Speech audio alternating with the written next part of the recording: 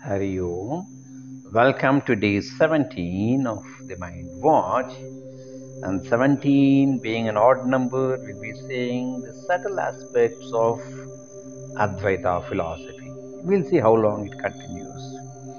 And today's verse is quite interesting, where it shows the all-pervadiveness of oneness and where the individualistic ego gets smashed or dissolved or it gets vanished or deeply removed from inside when there is an overflowing longing for HIM, him, capital H, speaking about the absolute or Sri Raghava, anything else. So today's verse goes like this. Nabasarike rupaya Raghavache Mani chintada mula tute bhavache Taya pahatam deha buddhi urena Sada sarvada artha poti purena. So it's very wonderful. If we look at the word by word meaning, it is Nabhasarike. This Nabhasarike means like the sky. In fact, the sky we have been learning right from our childhood, isn't it? The first rhyme that we have learned as a child is about the sky. What is that? A bit louder. Okay. Twinkle, twinkle, little star. Isn't it? The last line is like a diamond in the sky. So here we see Rupa, the form, Ya, this, Raghavachi, Ramas. So here it says Sri Rama, or the divine force of Sri Rama, is all pervading like the sky. As sky has everything in it, similarly the whole universe is in Ram.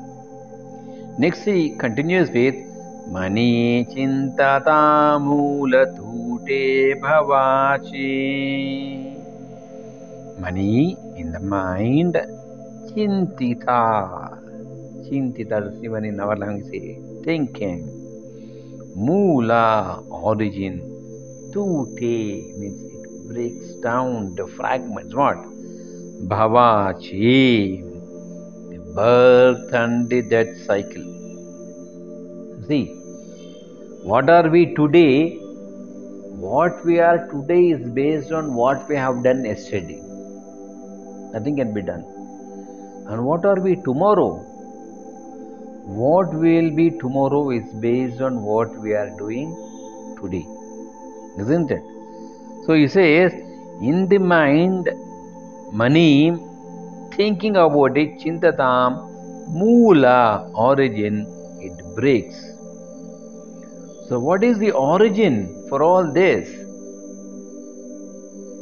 The illusion of I-ness.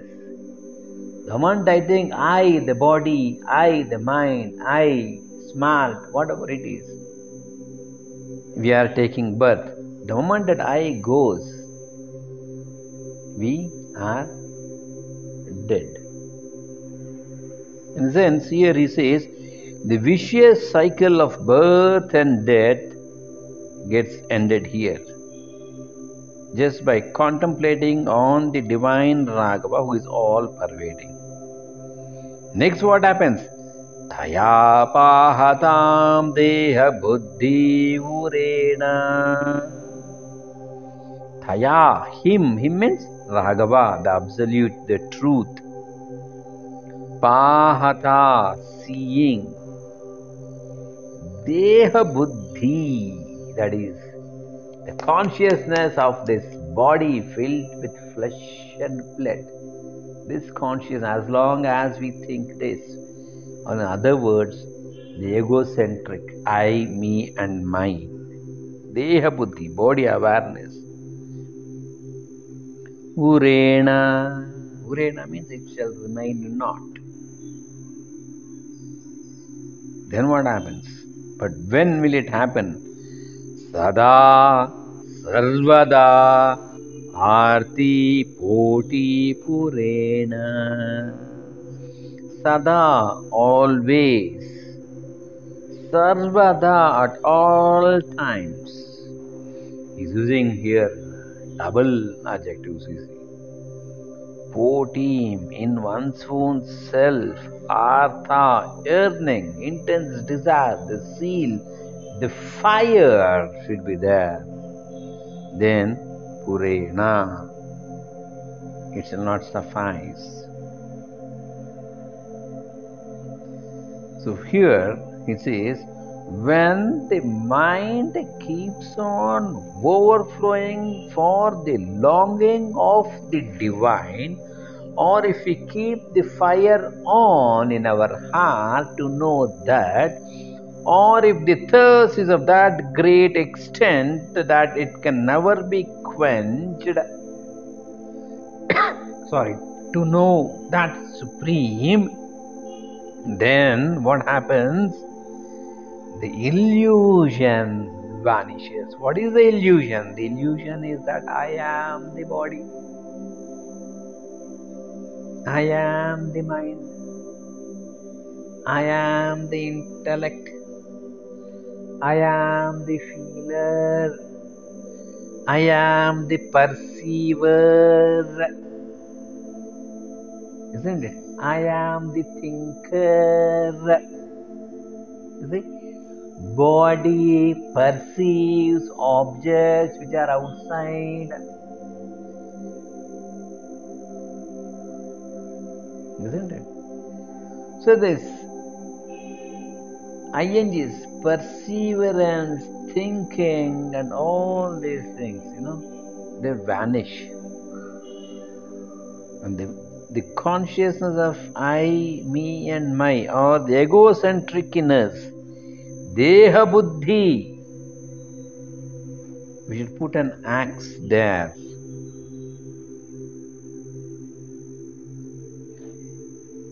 Or, in other words, once the mind is enveloped or engrossed in the Raghava hood, which is pervading all through, then automatically the Deha Buddhi falls. For example, in a physical balance, the moment you put weight on one pan, that pan comes down, another pan goes up, in case if what you have put is heavier than what is there in the other pan. Similarly here, once the Raghava hood is more stronger in your mind, the body consciousness or the ahankara or the ego is inversely proportional, means it's opposite to that. They cannot go together.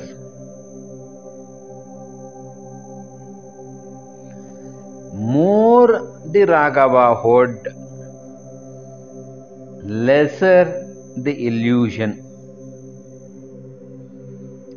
of I, me, and mine. Once there is 100% of Raghava hood, we have zero vasanas, therefore no birth and death. So in a gist, we have to say, it says,